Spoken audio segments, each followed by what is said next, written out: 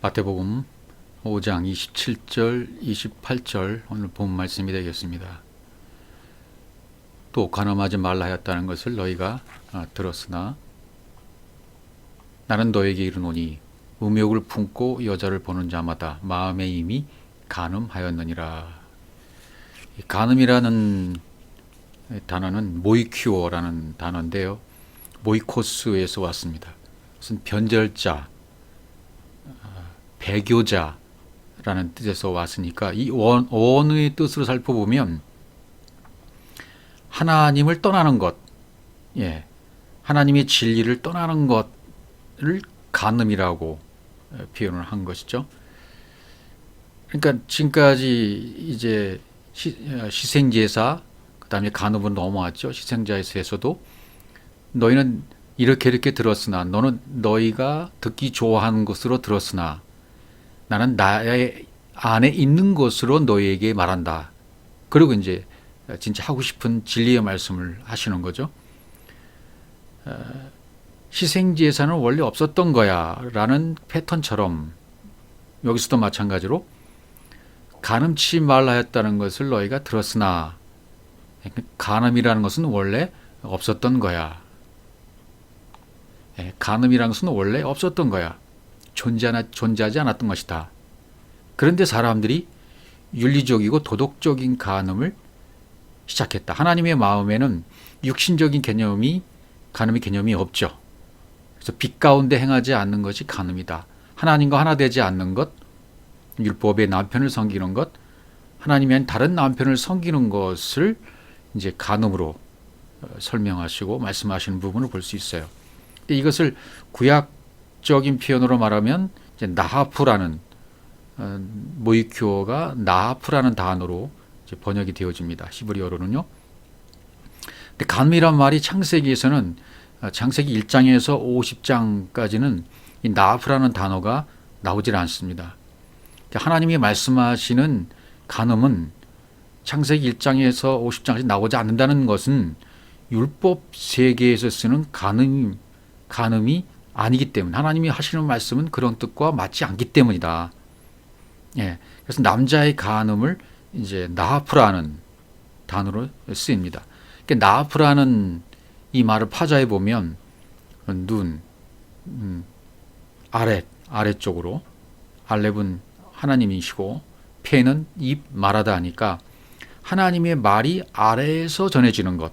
다시 말씀드리면 하나님의 말씀이 와전돼서 전해지는 것, 땅, 세상에 하나님을 말하는 것, 그것이 곧 간음이다. 아래 성전에서 통용되는 말로 설명할 수 있습니다. 그러니까 성경 자체를 문자적으로 보는 것, 문자대로 해석하고 문자대로 적용해 주는 것, 이것을 간음이라고 표현을 했다는 것이죠. 그러니까 이게 문자대로 해석하고 문자대로 적용하는 것, 이것이 얼마나 큰 문제인지를 우리가 좀 직시해야 되는데, 오늘날도 뭐 대형교회 수많은 목회자들이 하는 방법이 뭡니까? 적용을 적절하게 해줘서 눈물 쏙 빼게 해서 성전을 따라갈 때는 정말 주먹을 불끈 쥐고 결심하게 잘 살아야지, 바르게 살아야지, 신앙생활 잘 해야지라는 결단을 내리고 돌아갈 수 있도록 그렇게 만들어주는 것이 적용 아니겠습니까? 그러니까 하나님의 말씀은 그렇게 적용해 주는 것이 아니라 툭 던져주는 것입니다. 진리를 전해주는 것입니다. 그러면 진리가 그 사람 속에 머리가 되어져서 그 사람의 삶의 패턴과 삶의 생각과 삶의 모든 것을 주장하시고 나가게 하는 것, 그것이 24시간 전체를 주장하게 되어주므로 살아가는 모습이 되어야 돼요. 그게 진리대로 사는 모습입니다. 그러니까 나하프라는 간음이라는 것은 하나님의 것을 사람의 것으로 바꿔버리는 것을 얘기할 수 있어요. 그러니까 창세기 2장에서도 이제 아담이 말씀을 들었잖아요. 하와가 없을 때 말씀을 들은 아담, 남자가 여자에게 잘못 가르쳐 주는 거예요. 그러니까 여자의 간음은 자나흐라고 그래요. 자나흐. 이제 자나흐는 말씀을 아래에서 호흡하는 것, 이렇게 파자할 수가 있겠죠. 그러니까 반드시 아담의 가르침으로 되는 거죠. 남자의. 그러니까 성경에서 언제나 가르치는 자는 남자입니다. 그리고 가르침을 받는 자는 여자라고 말하죠. 진리를 모르고 잘못 가르치면 그걸 여자들의 간음이 이제 시작되는 거죠. 그래서 남자의 간음이 사실 더 큰 건데요. 진리를 모르는 자가 전에도 간음이고 그것을 듣고 있어서 받아들이는 것도 역시 간음이다. 이렇게 말할 수가 있습니다. 창세기 2장 24절에 보시면 이러므로 남자가 부모를 떠나 그의 아내와 합하여 둘이 한 몸 이룰지니라 이렇게 됐잖아요. 남자가 부모로 떠나 아부엠 아버지 성전에서 흘려주시는 말씀으로 되어져서 남자가 그렇게 되어져서 아내와 합하면 한 몸이 된다. 예, 그리스도가 말씀으로 오셔서 남자와 여자가 한 몸이 되듯이 그리스도와 내가 하나 되어야 그리스도와 내가 하나 되어야 될 것을 여기서도 말하고 있는 거죠. 예. 그래서 이 땅에 있는 모든 사람들은 전부 여자입니다. 남자나 여자나 할 것이 전부 여자예요. 씨 있는 남자는 오직 한 분 하나님밖에 안 계셔. 그리스도밖에 안 계시다 그 말이죠.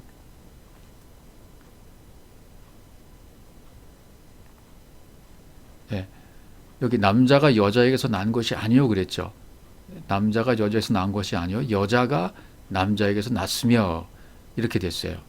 그러니까 이 땅의 모든 남자, 여자 할 것이 모두 다 여자다. 그리스도만 남자가 되시는 것입니다. 이 땅에서는 여자가 남자를 낳잖아요. 출산을 하지 않습니까? 그러나 씨 있는 남자인 하나님께서 그리스도께서 씨 없는 여자들에게 씨를 심어줌으로 말미암아 낳게 한다. 아들이 되어지게 한다. 이렇게 설명을 하고 있는 것이죠. 그래서 마태복음 19장으로 가보시면 말씀하신 그러므로 사람이 그 부모를 떠나서 아내에게 합하여 그들이 한 몸이 될지 하신 것을 읽지 못하였느냐. 이게 이제 그리스도와 내가 하나 되는 것을 설명하고 있는 거죠. 창세기 2장 24절을 재해석해서 그런즉 이제는 둘이 아니요 한 몸이니 그러므로 하나님이 짝지어 주신 것을 사람이 나누지 못할지니라. 하나님이 짝이 돼. 하나님과 내가 짝이 되었으면 사람은 그걸 나누지 못한다. 그리스도의 사랑에서 우리를 끊을 수 없다라고 설명하는 거예요. 누가 우리를 그리스도의 사랑에서 끊으리요? 혼란이나 곤고나 박해나 기근이나 적신이나 위험이나 칼이라. 그 어떤 것도 우리를 거기서 끊어낼 수 없다. 그러니까 남자 그리스도만 씨를 갖고 있어요. 이걸 자칼이라고 그래요. 여자는 네케부, 씨는 자칼이 주는 거예요. 그러니까 모든 여자 네케바들이 자칼의 표를 씨를 받아야 돼요. 아담도 네케바요, 하와도 네케바요. 오직 하나님만 자칼이십니다. 받는 입장이 여자라는 거예요. 씨를 받아서 이제 줄 수 있으면 여자인 내가 씨를 받아서 줄 수 있을 상태가 되었을 때 그때를 남자라고 하는 거죠. 예. 그러니까 예수께서 오시기 전에 이 땅에는 남자가 있었습니까? 없었습니까? 없었어요. 그리스도밖에 없는 거예요. 그러니까 예수 그리스도가 이 땅에 오셔서 씨로 오셔서 씨 역할을 하시는 거죠. 씨 받은 자들 그리스도의 아내로 자신의 아내로 삼으시는 겁니다. 이를 결혼이라 이렇게 말하는 거죠. 그러니까 인간 이 땅에서 이 세상에서 행하고 있는 인간의 결혼은 이것을 보여주기 위한 샘플 모델일 뿐인 것입니다. 여기에 생명 걸고 살면 안 된다 그 말이에요. 그러니까 이것을 왜 주셨는지를 깨달아 알고서 이게 이래서 주셨구나라고 깨닫고 이 땅에서 자칼인 씨 그분의 씨를 받아서 내가 자칼이 되도록 남자가 되도록 씨 있는 남자가 되도록 그분으로부터 받아야 돼요. 예, 하나님께서 이 아들을 이 땅에 진리로 보내셔서 우리를 남자를 만들어서 씨를 이제 전파하게 하시는 거죠. 우리 이제 간음이라는 세계에 대해서 얘기하고 있는데 성경에는 뭐 이상한 이야기, 이 땅에서는 있을 수 없는 이야기들이 굉장히 많이 나오지 않습니까?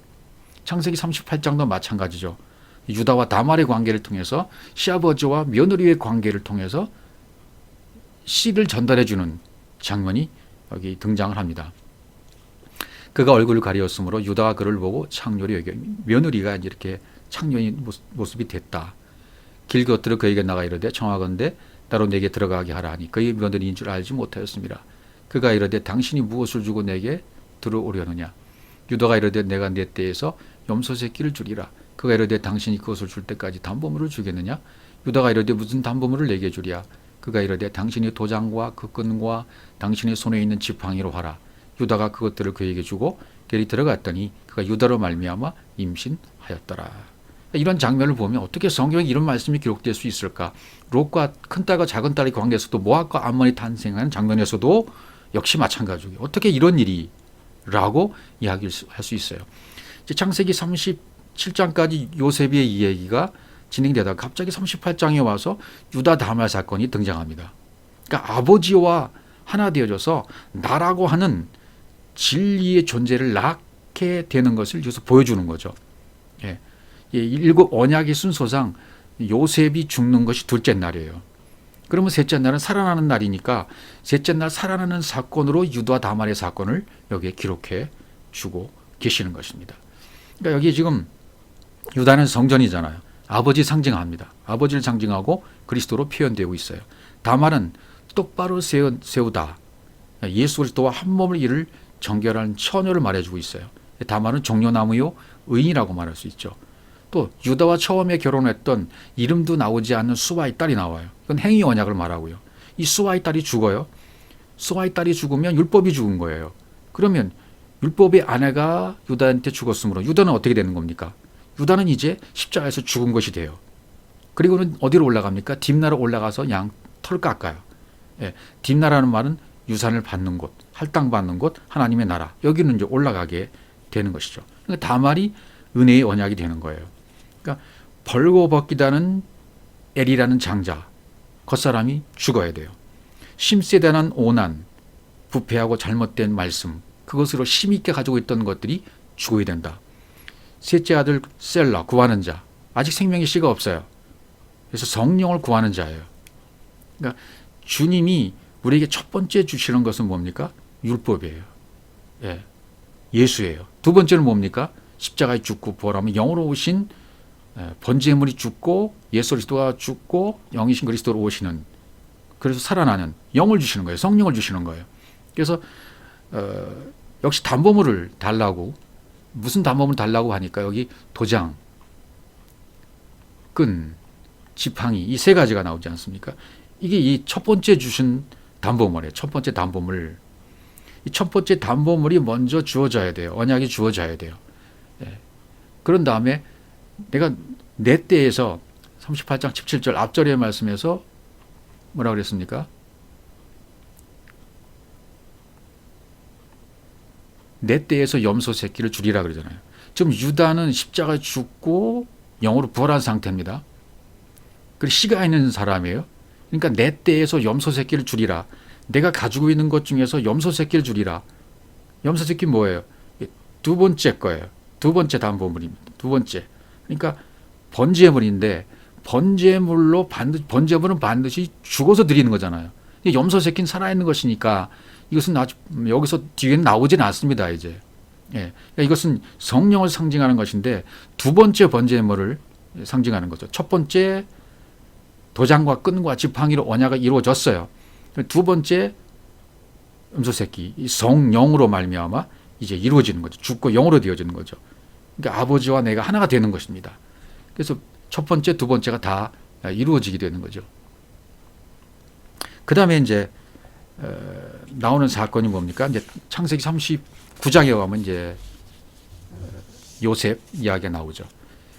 결국은 이 요셉 이야기 나오기 전에 이 창세기 38장에서의 유다와 다말 이야기. 이것은 이제 다말이 종려나무 의인인 다말이 수절하고 다시 처녀로 신분이 회복되잖아요. 그 진짜 남편인 그리스도에게 갈 수 있는 것을 보여주는데 여기서 남편 역할을 누가 해요? 유다가 하는 거예요. 그러니까 내 육신의 생각을 팔아버리면 영적인 창녀가 되잖아요. 그러니까 반드시 내가 영적 창녀가 되어야 구원받는 거죠. 내 육을 주님께서 다 팔아버리시는 거죠. 내 몸을 산제물로 드리는 것입니다. 육신의 몸을 팔아서 진리의 남편을 사버리는 거예요. 자기의 몸을 팔아서 진리와 바꾼 것이다 그 말이죠. 도장과 이 끈과 지팡이, 이건 담보물이잖아요. 한마디로 그리스도를 상징해요. 도장은 언약이죠. 끈은 진리죠. 지팡이는 통치권, 왕권을 말하죠. 이 언약의 진리를 가지고 있어야 나중에 성령이 불러 태워지는 거예요. 잉태했다는 소식이 전해지니까 이 유다가 어떻게 해요? 불러 태워버리라 하잖아요. 그러니까 다말은 온전히 성령이 불러 태워지는 것까지 완전하게 되어지는 모습을 보여준다 그 말이죠. 그다음에 창세기 39장에 넘어가면 이제 요셉이 용모가 빼어나고 아름다웠다 이렇게 나와요. 그래서 주인의 처가 자꾸 이제 동침하자고 그렇게 요구를 하잖아요.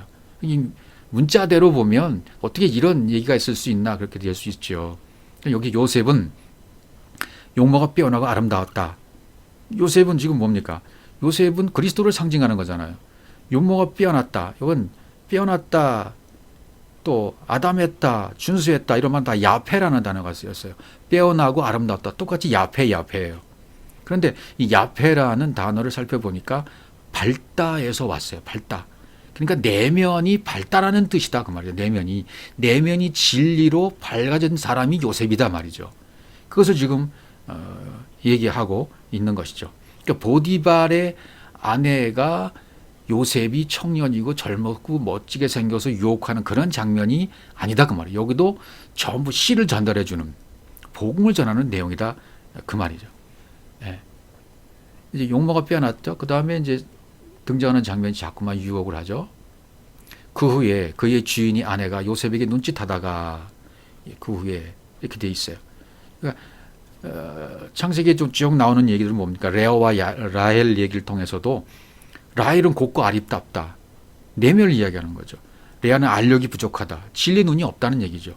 요셉은 진리로 밝은 사람이다. 내면이 아름다운 진리로 이루어진 사람이다.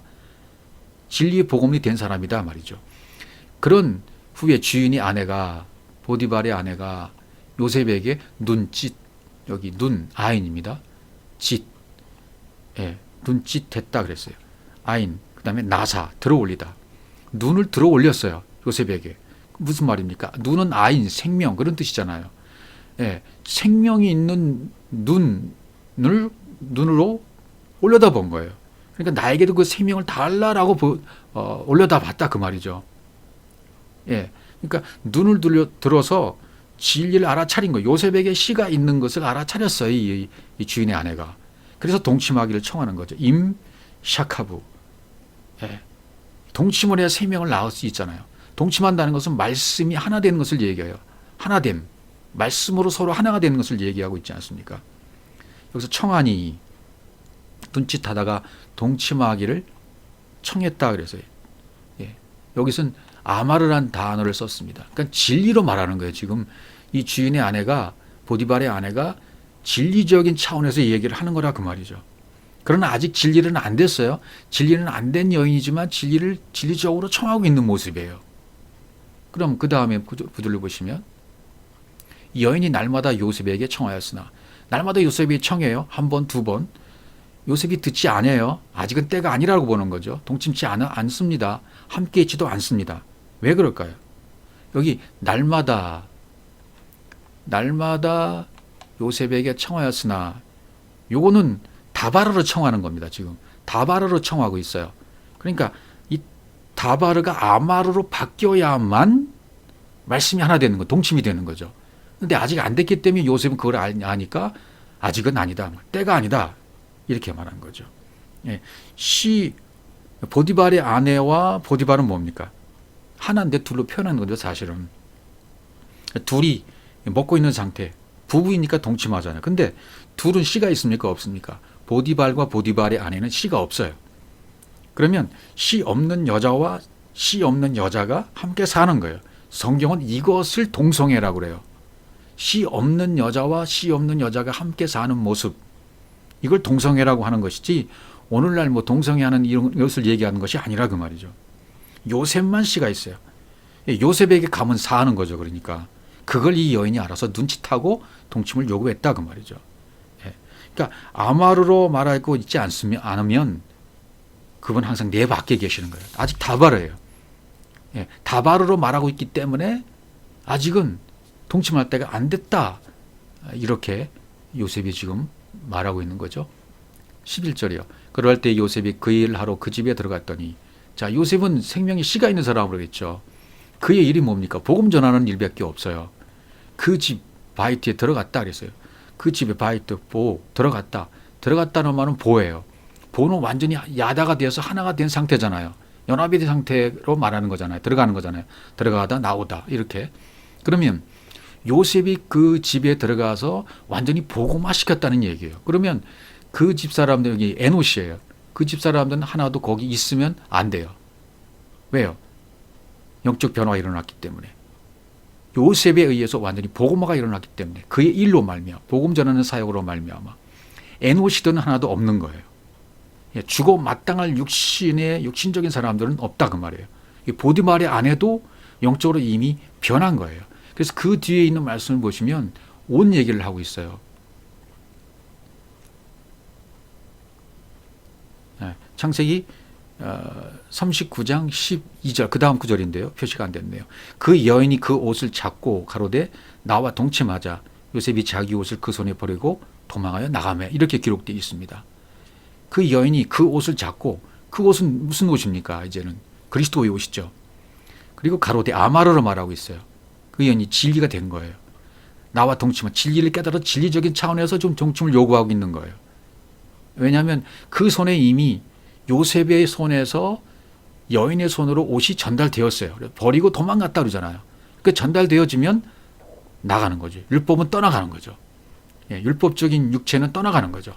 버려두고 동침은 말씀이 하나 되는 거라고 했지 않습니까? 그러니까 옷을 그 손에 줬다는 얘기는 그와 말씀으로 동침한 거예요. 이미 말씀으로 동침이 이루어졌다는 겁니다. 이미.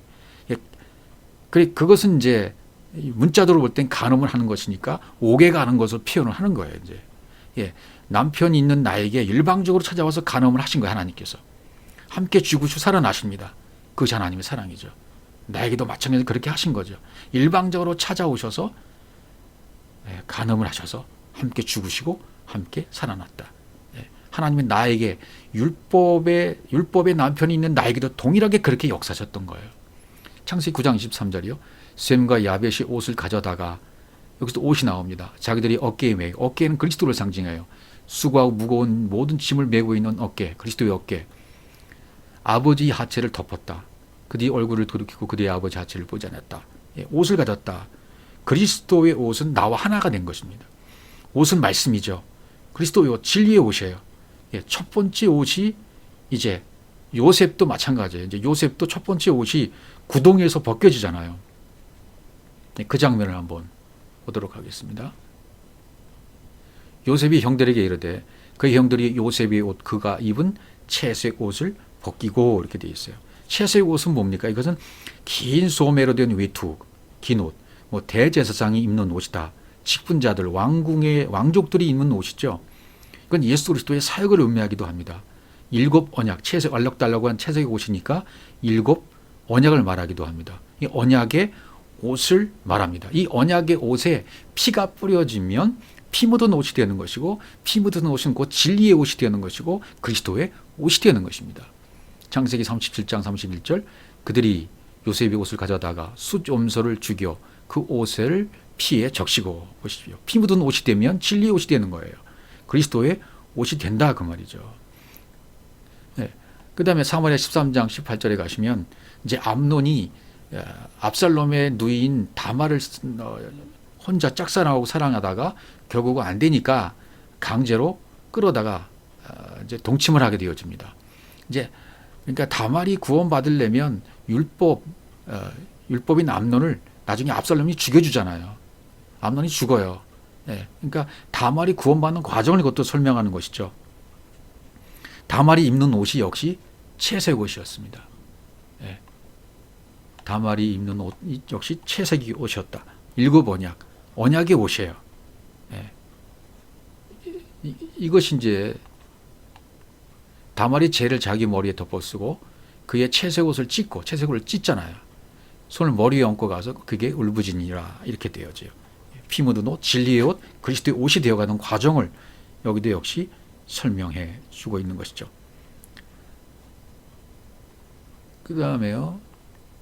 창세기 30장 24절에 그를 잡아 구덩이에 던지니 구덩이는 빈 것이라 그물에 물이 없었더라. 물 없는 구덩이에 요셉이 빠집니다.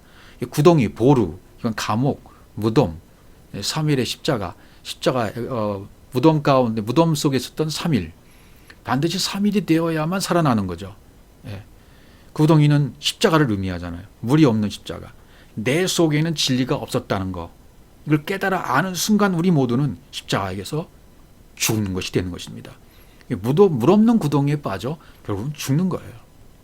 에레미야도 마찬가지였습니다. 그들이 에레미야 38장 6절 에레미야를 끌어다가 감옥들에 있는 왕의 아들 말기야의 어디예요? 구덩이에. 예, 구덩이에 던져 넣을 때 에레미야를 줄로 달았는데 구덩이는 물이 없고 역시 여기도 물이 없어요. 진창뿐이므로 에레미야는 진창 속에 빠졌더라. 예, 물 없는 구덩이에 빠졌어요. 요셉과 동일한 십자가의 죽음을 상징해 주는 것입니다. 물이 없는 구덩이에 빠졌다. 타바. 세워진 거예요. 결국은 진리의 물이 없는 곳에 세워져서 죽음을 당하면 진리가 되는 거죠. 그래서 성경에는 창세기 41장에 보면 속빈 이삭, 사사기 7장에 보면 또 빈 항아리, 또 에스겔 24장에 보면 빈 가마 이런 것이 등장해요. 비었어요. 네. 그 빈 곳에 이제 채워지는 거죠. 깨어지면 채워지는 것입니다. 진리가 채워지는 것입니다. 두 번째 이제 요셉의 옷이 벗겨지는 것이 이제 또 진리의 말씀으로 자기 옷을 버린 것. 첫 번째가 이제 구덩이에서 자기 옷이 벗겨지고 두 번째는 이제는 진리의 말씀으로 옷을 버려두고 가잖아요. 여인의 손에 넘겨주고 가지 않습니까? 이 옷을 벗어주는 거죠. 그럼 뭡니까? 십자가의 죽음이죠. 그리고 감옥으로 가잖아요. 주님 우리에게 진리로 오셔서 진리를 가르쳐 주시고 나면은 떠나시는 거예요. 율법 겉의 것은 떠나가 버려요. 예, 육체 예수는 죽어져 버려요. 요셉이 옷을 준 것, 진리를 준 거죠. 겉의 것 그리고 자기 몸은 떠나는 거예요. 감옥으로. 예. 사무엘하 11장에 이제 가면 다윗과 바세바 얘기가 나오죠. 저녁 때에 다윗이 그의 침상에서 일어나 왕궁 옥상에서 거닐다가 그곳에서 보니 한 년이 목욕을 하는데 심히 아름다워 보이는지라. 바세바죠. 바세바가 등장합니다. 목욕을 하는데 심히 아름다워 보였다 그랬습니다. 바세바는 아직은 율법에 속한 여인이죠. 바세바가 구원받는 과정을 여기도 설명하고 있는 겁니다. 바세바가 구원받으려면 어떻게 되는 건가? 예, 율법인 남편 또 죽어야 되죠. 예. 근데 사실은 햇사람 우리야 바세바 아닌 남편인 햇사람 우리야도 죽어야 되고 또 다윗을 통해서 씨를 받아야 되잖아요. 이게 구원받는 과정입니다, 지금. 근데 목욕을 하는데 심히 아름다워 보였다. 율법은 보기에는 아름답습니다. 예, 심히 아름답다. 바세바의 몸을 얘기하는 것이 아니라 인간의 육체적인 몸을 얘기하는 것이 아니라 율법이 그렇게 아름다워 보인다. 율법의 아름다움이 발가 벗겨져야 함을 얘기하는 거예요. 율법은 지키면 지킬수록 매력이 있잖아요. 다 잘 될 것 같아요. 이루어질 것 같아요. 성공할 것 같아요. 그럼 거기에 매력이 있는 거예요. 그러니까 율법을 지키면 지킬수록 거기에 끌려요. 그걸 아름답다고 표현하는 거예요. 율법은 굉장히 아름답게 매력이 느껴집니다. 왜냐하면 보기 그렇다는 거예요. 잘 될 것 같아요. 그래서 이 율법의 아름다움이 벗겨져야만 그래야 진리로 뒤집어 씌울 수 있는 것입니다. 반드시 내가 바로 바세바인데 다윗을 그리스로 보면 한 여인이 바세바는 누구입니까? 바세바는 딸, 바트, 세바 7번 말하다. 약속의 딸이라는 말. 바세바는 약속의 딸이에요. 약속의 딸이기 때문에 하나님의 계획에 바세바는 반드시 다윗의 아내가 되어야 되는 거예요. 바로 우리들이 곧 바세바인 거죠. 내가 곧 바세바인 것입니다. 그리스도가 나를 그렇게 보시는 거예요. 그렇게 우리를 택하시는 것입니다. 바세바는 엘리야의 딸이라고 그랬죠. 하나님의 백성 친척이다. 맹세의 딸입니다. 언약 완전한 언약입니다. 우리가 택함을 받으려면 완전한 언약 하나님의 친척이 되어야 돼요. 바세바의 겉사람 외적인 남편인 우리아가 이제 우리아를 다윗 죽여주잖아요. 나중에 또 속사람도 이제 다윗이 어떻게 나보세요? 아름다워 보였어요. 다윗이 사람을 보내 그 여인을 알아보게 했더니 엘리야의 딸 햇사람 우리아의 바세바가 아니니까 이렇게 나오죠. 이제 다윗이 전령을 보내 그 여자를 자기에게 데려오게 하고 그 여자가 부정함을 깨끗하게 하였으므로 예, 종교적인 더러움, 의식적인 더러움 이것을 깨끗이 카다시 했다. 이 언약을 받았다는 얘기예요. 이제 그래서 더불어 동침합니다. 말씀과 하나가 되어집니다. 예, 다윗은 그리스도를 상징하니까 요셉과 똑같이로 씨 있는 남자로 설명을 해주고 있는 거죠. 예, 보디발의 아내가 동침하는 것과 여기 밧세바가 다윗과 동침하는 같은 얘기를 지금 성경은 하고 있는 겁니다. 이것을 성경을 간음으로 설명하는 것이 아니라 복음으로 좀 설명하고 있어요. 더불어 동침하며. 예, 이렇게 돼 있죠.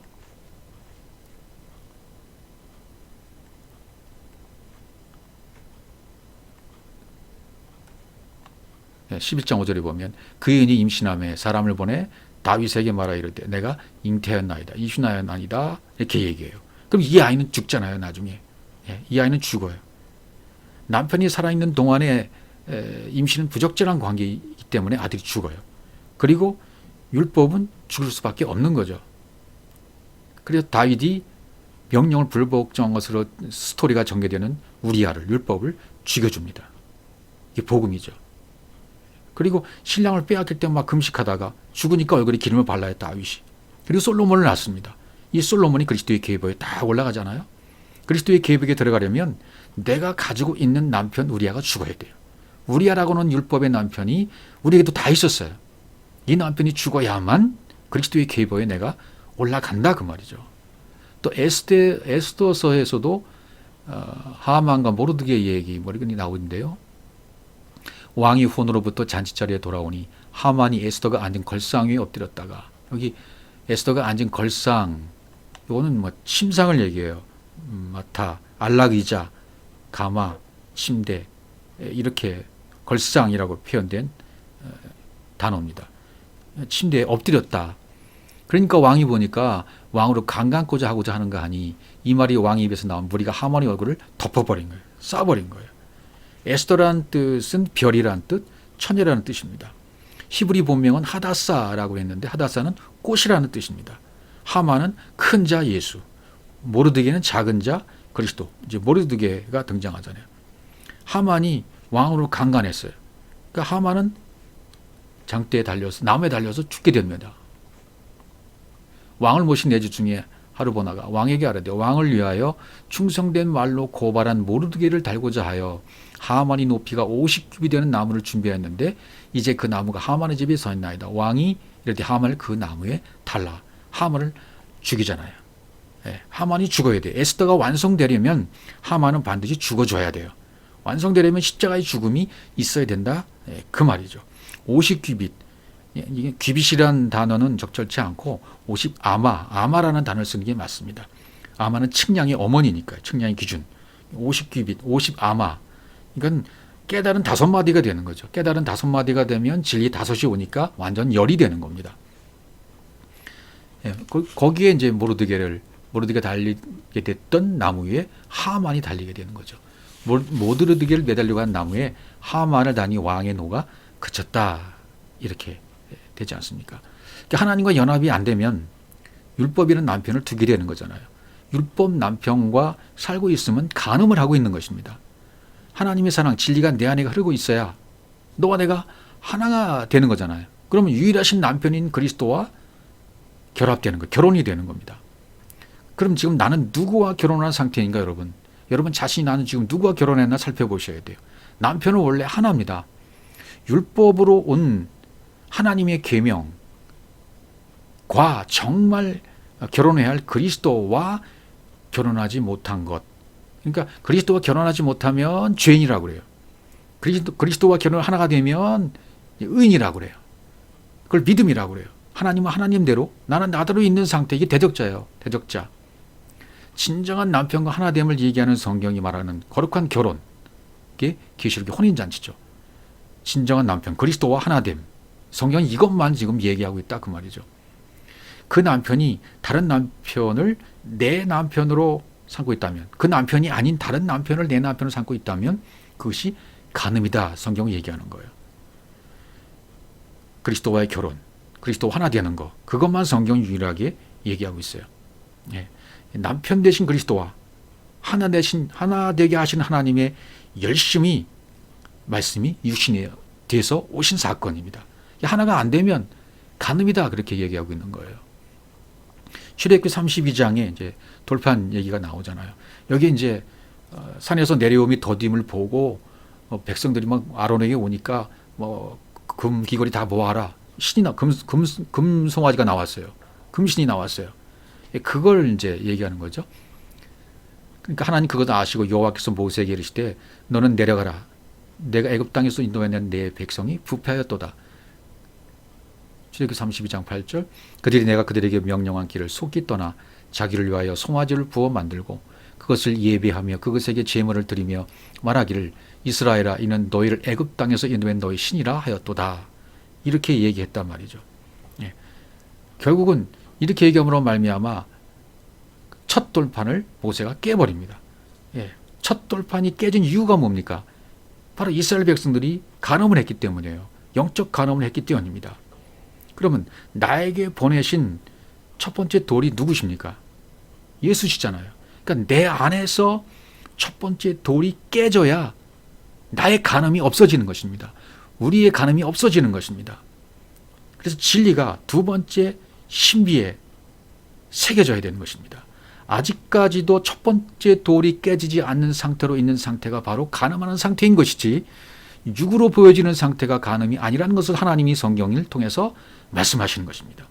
예수를 통해서 예수만 섬기고 예수가 깨지지 않고 첫 번째 돌판이 깨지지 않는 상태에 있는 상태, 이것이 바로 성경은 간음이다 이렇게 말하는 거예요. 그래서 이제는 머릿돌, 신돌, 견고한 기초돌, 산돌이신, 모퉁이돌, 신 그리스도가 너희 신비에 새겨져야 된다 이렇게 얘기하고 있는 것입니다. 그래서 바울은 이 출애굽기 32장의 사건을 이렇게 얘기합니다. 그들 가운데 고전 10장 7절이요. 어떤 사람들과 같이 너희는 우상 숭배하는 자가 되지 말라. 기록된 바 백성이 앉아서 먹고 마시며 일어나서 뛰는다 함과 같으니라. 아까 그 장면이었어요. 그들 중에 어떤 사람들이 음행하다가 하루에 2만 3천 명이 죽었나니 우리는 그들과 같이 음행하지 말자. 이렇게 이야기하고 있지 않습니까? 그러니까 하나님은 영원한 것을 주시려고 해요. 우리에게 영원한 생명을 주시려고 하십니다. 그런데 인간들은, 사람들은요, 순간의 만족만을 구하려고 해요. 지금 교회에 다니는 기독교 안에서 기도하고 있는 모든 모습들을 보면 거의가 육신적인 유익을 구하고 있는 것이 많지 않습니까? 건강을 구합니다. 사업의 성공을 구합니다. 물질을 구합니다. 자녀의 축복을 구합니다. 뭘 자꾸만 다 하려고 구합니다. 이 기도의 의미를 몰라서 그렇고, 기도는 위로부터 아래로 내려온 거잖아요. 예? 그냥 기도는 위에서 밑으로 내려오는 것이지 아래에서 위로 올라가는 게 아니에요. 그분이 먼저 기도하셨어요. 진리를 가르쳐 주셨어요. 그게 기도입니다. 그 진리를 받고 있는 상태가 우리도 기도하고 있는 것입니다. 그 기도를 알면 바른 기도를 할 수 있어요. 그런데 하나님이 영원한 것을 주시는 것에 대해서 반해서 우상 숭배를 하고 있고 다른 것을 구하고 있고 첫 번째 예수가 깨지지 않고 첫 돌이 깨지지 않고 자꾸 그 예수 믿고 구원받자, 그 예수를 통해서 건강, 예수를 통해서 축복, 예수를 통해서 성공, 이것만 얘기하니까 이게 바로 우상 숭배이고 이것이 바로 음행이고 이것이 바로 간음이다라고 성경은 이야기하고 있는 것입니다. 그것이 이제는 율법이 죽어서 너희들의 신비에 진리가 새겨져야 돼. 그 자꾸만 마음이라고 얘기하고 있지 않습니까? 진에 가까이 이르러 그 송아지와 지금 춤추는 것들을 보고 크게 노하여 손에서 그 판들을 산에 던져 깨트립니다. 모세가 그것을 던져 깨트립니다. 첫 번째 돌이 깨진 거예요. 내 안에 첫 번째 돌인 예수가 깨져야 간음이 그친다 그 말이에요. 모세가 그들이 만든 송아지를 가져다가 불살라 부수어 가루를 만들어 물에 뿌려 이스라엘 자손에게 마시게 하니라. 오늘 우리도 이 가루를 마셔야 돼요. 율법을 쪼개야 됩니다. 진리의 말씀을 풀어서 완전히 성경을 마셔버려야 돼요. 율법을 갈아서 물에 뿌려, 율법을 갈아서 물에 뿌려 진리로 먹어버리는 거예요. 성경 66권을. 그래야만 이 풀려져야 그 말씀을 먹고 진리로 살게 되는 것이죠. 그래서 에레미야 31장 33절. 그러나 그날 후에 내가 이스라엘 집과 맺은 언약은 이러하니 곧 내가 나의 법을 그들 속에 두며, 보세요. 나의 법을 그들 속에 두며 그들의 마음에 기록하여 나는 그들이 하나님이 되고 그들은 내 백성이 될 것이라 여호와의 말씀이라. 내 법을 그들 속에 두겠다는 거예요. 그들 마음에 두겠다는 거예요. 그들 마음 속에. 이것을 신약에 와서는 에베소서 3장 17절에 보시면 믿음으로 말미암아 그리스도께서 너희 어디에요? 마음에. 그리스도께서 너희 마음에 계시게 하시옵고 그랬어요. 그리스도께서 마음에 계신다. 마음. 카르디아. 또 다른 표현에 또 보시면요. 야고보서 1장 21절. 그러므로 모든 더러운 것과 넘치는 악을 내버리고 너희 영혼을 능히 구원할 바 마음에 심어진 말씀을. 예, 여기도 역시 마음에 심어진 말씀을 온유함으로 받으라. 이렇게 되었어요. 마음에 심어야 된다. 신비에 새겨져야 된다. 예, 그래서 그리스도의 편지라고 바울은 그것을 설명했던 것. 그리스도의 편지, 향기 나는 편지, 그 편지가 되어야 된다. 그렇게 설명하고 히브리서에도 보면 생각과 마음을 번갈아 교차해가며 쓰는 장면이 나옵니다. 또 주께서 이르시되 히브리서 8장 10절 그날 후에 내가 이스라엘 집과 맺은 언약은 이것이니 내 법을 그들의 생각에 두고 첫 번째는 내 법을 노모스를 그들의 생각에 두고라는 단어는 디돔이 넘겨주는 생각에 넘겨주는 겁니다. 디돔이 그들의 마음에 카르디아 생각 마음 생각은 디아노이아도 역시 마음이란 뜻과 같아요. 마음 생각 또 마음 카르디아도 역시 사고 이성 사고 마음 같은 단어를 번갈아서 교차해서 썼을 뿐입니다. 그것을 기록하리라. 그 다음에 10장에 가보시면 10장 16절 바뀌었어요. 여기 주께서 이르실 때 그날 이후로는 그들과 맺은 언약이 이것이라 하시고 내 법을 아까는 생각이 먼저 나왔는데 여기는 마음이 먼저 나왔어요. 마음에 넘겨두고 그들의 생각에 기록하리라. 그러니까 뭐예요? 앞과 뒤를 살펴보면 같다예요. 무엇이 앞이고 뭐가 뒤가 아니라 마음과 생각이 같다는 거예요. 예, 그것을 넘겨줬다. 앞에 기록되고 뒤에 기록될 뿐이죠. 예, 머릿돌, 신돌 대신 산돌이신 모퉁이 돌이신 그분이 예수의 돌판이 끼워지고 두 번째 진리로 내 신비에 새겨지는 것. 그것이 이루어져야 된다. 그리고 성경은 그것을 이야기해 주고 있는 것이죠. 요한복음 8장에 가시면 간음하다 현장에 잡힌 여인이 등장하죠. 여기서도 간음이 무엇인지를 분명하게 설명해 주고 계십니다. 바리새인들과 서기관과 바리새인들이 음행 중에 잡힌 여자를 끌고 와서 가운데 세우고 예수께 말하되 선생이여 이 여자가 간음하다 현장에서 잡혔나이다. 모세는 율법에 이런 여자들 돌로 치라 명하였거니와 선생은 어떻게 말하겠느니까 돌이 등장하죠. 그들이 이렇게 말하면 고발할 조건을 얻고자 하여 예수를 시험하 미러라. 예수께서 몸을 굽히사 손가락으로 땅에 쓰시니 예. 몸을 굽혔다는 건 십자가의 죽음을 얘기하죠. 손가락으로 땅에 썼다는 것은 땅에 쓰신 하나님이 신이 쓰신 것은 친수로 쓰신 것은 돌판밖에 없죠. 돌판이죠. 그들이 묻기를 맞이하는지라 이에 일어나 이르시되 너희 중에 죄 없는 자가 먼저 돌로 치라 이렇게 말씀하셨어요. 이건 뭡니까? 돌을 든 유대주의자들을 간음한 자로 폭로시키는 장면이에요. 너희들이 바로 이 눈에 보이는 이 여자가 간음하는 여자가 아니라 보이지 않는 너희들이 간음한 자야. 하나님의 말씀을 목숨을 걸고 지키려고 했던 들이 유대주의자를 아닙니까? 근데 사실은 하나님의 말씀을 목숨처럼 지켰던 너희들이 바로 간음한 자들이야.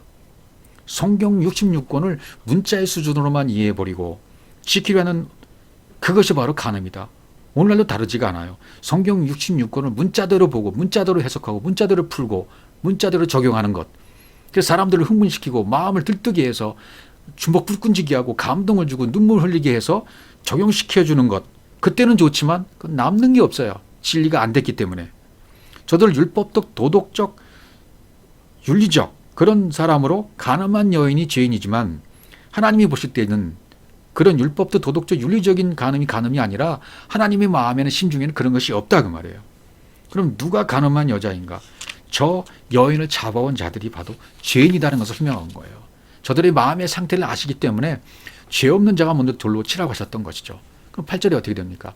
다시 몸을 굽혀 손가락으로 땅에 두 번째 몸을 굽혔습니다. 두 번째. 첫 번째 몸을 굽히고 두 번째 몸을 굽히고 두 번 하시잖아요. 완벽한 것이죠. 자신들이 마음속의 죄를 깨닫게 해주시게 지금 쓰고 말씀하시는 거죠. 야, 나는 내가 한 일을 간음이라고 생각하지 않는다. 그렇게 보지 않아. 간음이 진짜 뭔지 알려줄게. 그리고 땅에 글씨를 쓰는 거예요. 십계명을 쓰는 거예요. 곧 그 말씀을 쓰시는 거예요. 말씀을. 몸을 굽혀 두 번 쓰셔요. 진실로 두 번입니다. 믿음에서 믿음으로 율법의 믿음에서 진리의 믿음으로, 그리스도의 믿음으로, 율법에서 진리로, 예수에서 그리스도로, 물침례와 불침례로 자신들의 마음속의 죄를 깨닫게 해주시기 위해서 지금 쓰시고 말씀을 쓰시고 계시는 거예요. 그러면 그 말씀 쓰신 걸 보면 그 사람들이 그 말씀 보면 어떻게 될까요? 양심의 가책을 받아서 속에서 변화가 일어나요. 마음판에서 하나님의 역사가 막 일어나기 시작하는 것입니다. 그래서 여기 그들이 이 말씀을 듣고 양심의 가책을 느껴 깨달은 거죠. 어른으로 시작하여, 어른은 뭡니까? 성숙한 자요. 장로, 어른, 성숙한 자. 제일 많이 죄를 먼저 깨달은 자들이 어른이 나가버리죠. 가버리죠. 그리고 제일 마지막에 깨달은 자는 또 나중에 갑니다. 결국은 다 깨닫고 가는 거죠. 순서만 있을 뿐, 차이만 있을 뿐, 시간적인 차이만 있을 뿐 결국은 다 깨닫고 간다. 그 마음판에서 하나님의 역사가 일어났기 때문입니다. 뭐 때문에요? 써주신 말씀 때문입니다. 육의 신비의 말씀이 새겨지면 그 말씀 때문에 회개가 일어나고, 예수가 첫 번째 돌판이 죽는 것, 그게 바로 회개예요. 첫 번째 돌판 깨지는 것. 그래서 우리 속에서 간음이 없어져 버리는 것입니다. 문자의 말씀이 없어지는 것입니다. 겉사람이 파괴되는 것입니다. 그래서 요한복음 8장 10절로 넘어가시면 예수께서 일어나서 여자 외에 아무도 없는 것을 보시고 이르시되 여자여 너를 고발하던 그들이 어디 있느냐? 너를 정죄한 자가 어디 있느냐? 그렇게 얘기하죠. 대답하되 주여 없나이다. 예수께서 가라사대 나도 너를 정죄하지 아니하노니 가서 다시는 죄를 범치 말라 그래요. 고소하던 자들이 어디 있어요? 다 가버렸습니다. 없어졌어요. 율법은 떠나가 버린 거죠. 이것을 보시고 말씀하시기를 나도 너를 정죄하지 않아. 그러니까 다시는 죄를 범치 말라는 말이 아니라 그건 오역이죠.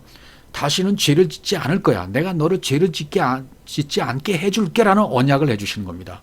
성경은 창세기 1장 1절부터 계속 언약이에요. 1장 3절도 빛이 있으라. 그래서 빛을 말씀하시면서 약속을 해주는 거죠. 언약의 말씀.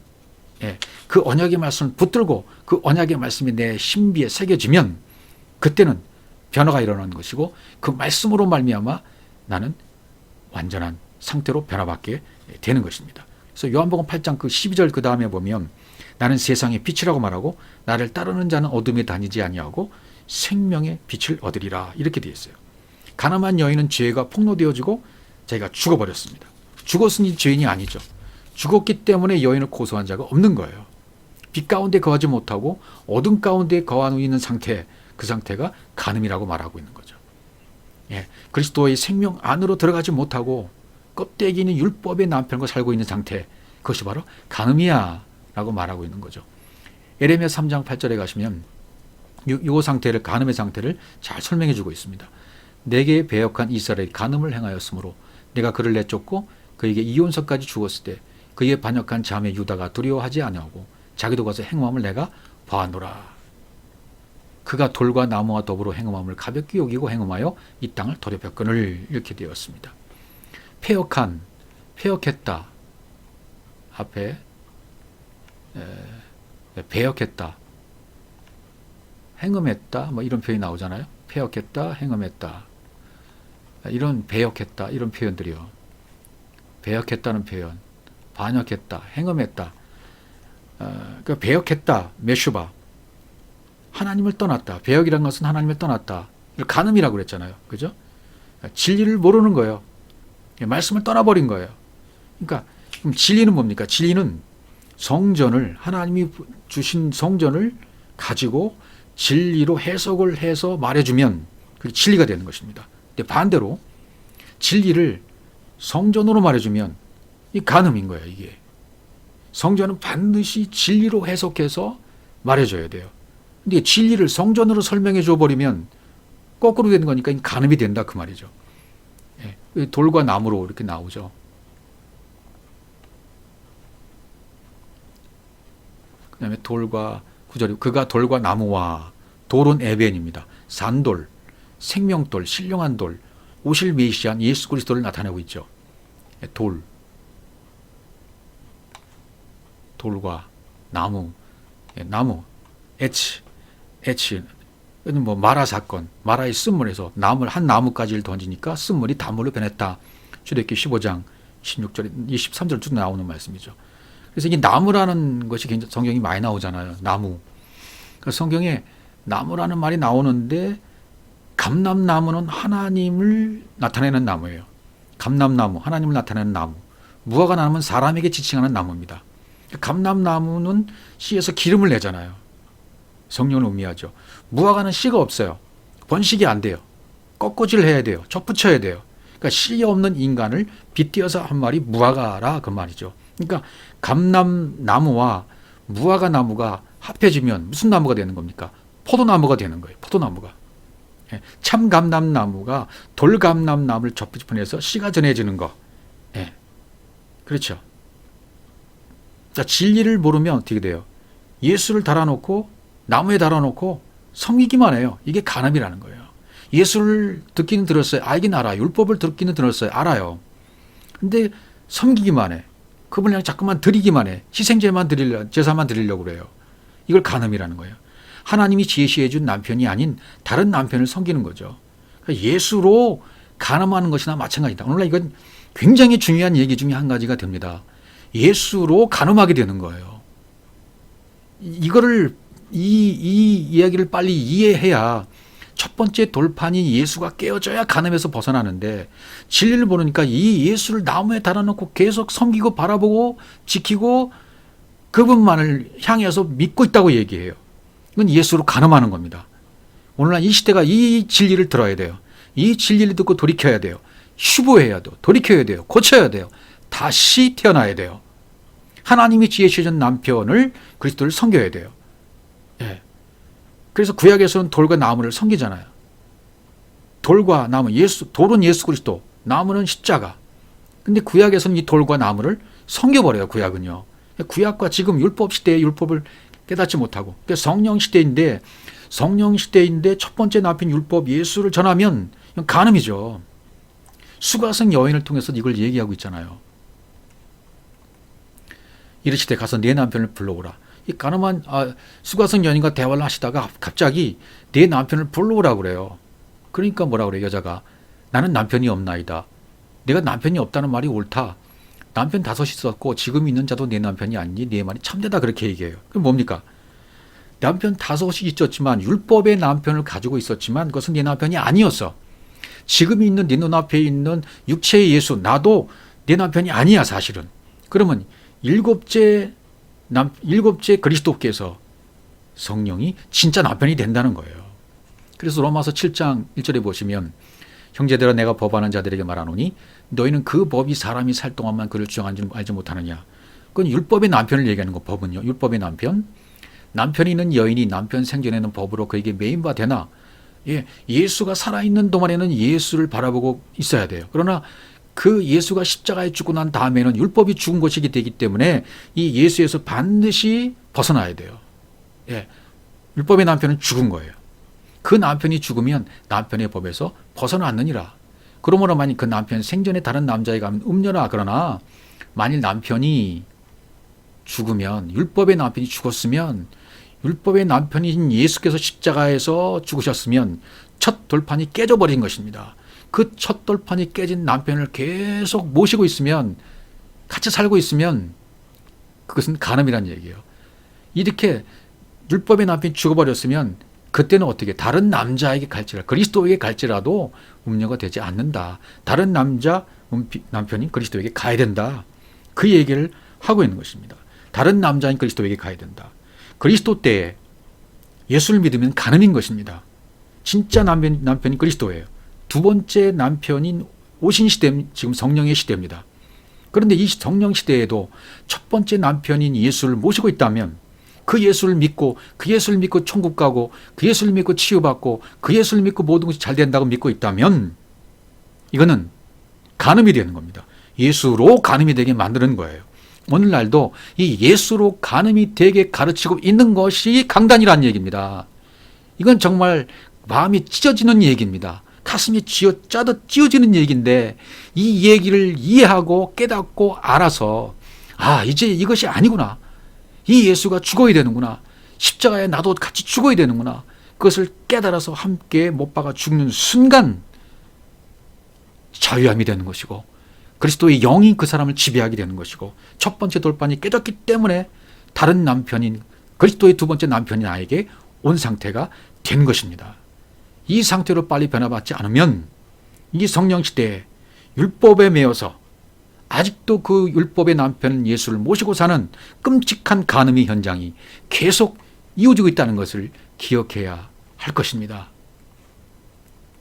그러므로 율법에 대해 죽음받다 그리스도의 몸으로 말미암아 너희도 그리스도의 몸으로 말미암아 율법에 대하여 죽임을 당했다. 바울이 이렇게 말하잖아요. 너희도 형제들아 그리스도의 몸으로 말미암아 예수가 아닙니다. 그리스도의 몸으로 말미암아 율법에 대해 죽임을 당했다. 예수는 죽어서 영이신 그리스도가 됐어요. 율법은 죽은 겁니다. 율법에 대해서는 죽임을 당한 상태입니다.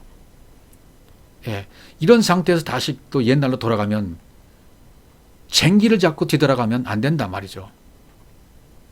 에레미야서도 역시 이런 부분들을 설명하고 있는 부분이 있습니다. 보라, 너희가 무익한 거짓말을 의존하는도다. 너희가 도둑질하며 살인하며 간음하며 거짓 맹세하며 바알에게 분향하며 너희가 알지 못하는 다른 신들을 따르면서 이렇게 얘기해요. 그게 뭡니까? 무익한 거짓말. 무엇으로 말하고 있습니까? 거짓을 듣고 할 수 있는 것이 도둑질, 간음, 살인이란 얘기예요. 그리고 남편을 섬겨요. 바알에게 분향해요. 바알은 뭐예요? 주, 남편이란 뜻이잖아요. 바알. 너희가 알지 못하는 신, 거짓 선지자들이 진리의 선지자인 에레미야의 말을 안 들어요. 그냥 오늘날 교회에서 가르치는 그 내용이 뭡니까? 내가 모르는 하나님을 손으로 더듬더듬하고 믿는 믿음과 똑같아요. 진리를 주시지 않는 다른 남편을 사랑하는 거예요. 율법의 남편을. 자기 느낌대로 믿는 하나님. 문자대로 해석하고 문자대로 교훈하고 문자대로 적용시켜버리는 것. 이것을 오늘날 간음이라 이렇게 말하는 것이란 말이죠. 너희가 이렇게 들었으나 우리의 귀로 들을 수 있는 말이 아니라 하나님이 말씀하시는 방법으로 말하는 거예요. 너희는 이렇게 들었으나 나는 너희에게 이르노니 라고 마태복음 5장 첫 구절에서 우리가 그렇게 말하고 있는 것이죠. 간음치 말라 했던 것을 너희가 들었으나 나는 너희에게 이르노니 여자를 보고 음욕을 품는 자마다 이렇게 나가잖아요. 그러니까 이 너희가 이렇게 들었으나 나는 말한다. 레오로 말하는 거예요. 아마르로 말하는 거예요. 예. 간음은 되어지는 것이 아니다. 되어질 수 없는 것이다. 하나님의 의 중에는 이런 간음이라는 의미가 없어요. 우리는 율법 안에서 듣고 있는 상태입니다. 처음에 누구나. 그래서 우리는 육체의 간음, 인간의 간음을 생각하지만 하나님이 말씀하신 간음은 차원이 다른 얘기단 말이죠. 차원이 다른 얘기예요. 그래서 야고보 4장 4절 간음한 여인들아 세상과 뻗된 것이 하나님과 원수됨을 알지 못하나. 보세요. 간음한 여인들아 이렇게 말하잖아요. 세상과 벗된 것 하나님과 원수된다. 세상은 율법 세상입니다. 육신의 생각 율법 세상 육신의 생각 이거에 벗되면 안 된다. 그리스도와 벗이 되어야 되죠. 하나님과 원수됨을 알지 못하느냐. 내가 나의 주인이 된 거죠. 내가 율법의 남편을 아직도 삼고 있는 거. 아직도 예수의 흔적을 가지고 살아가는 사람을 얘기해요. 이것이 하나님과 원수되는 것이고 이것이 하나님 앞에 간음하는 거다. 이걸 얘기해주고 있습니다. 여러분 히브리어는 자음만 있습니다. 모음은 없어요. 그 띄어쓰기도 처음에는 없었습니다. 창세부터 계시록까지 그냥 성경 전체가 한 문장이에요. 한 문장. 읽을 수가 없는 거예요. 우리는. 모음이 없기 때문에.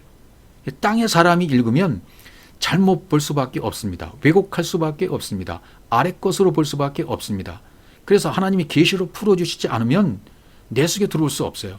하나님이 눈을 열어주셔서 계시로 풀어주셔야만 내 속에 들어올 수 있는 살아있는 말씀이 되는 것입니다.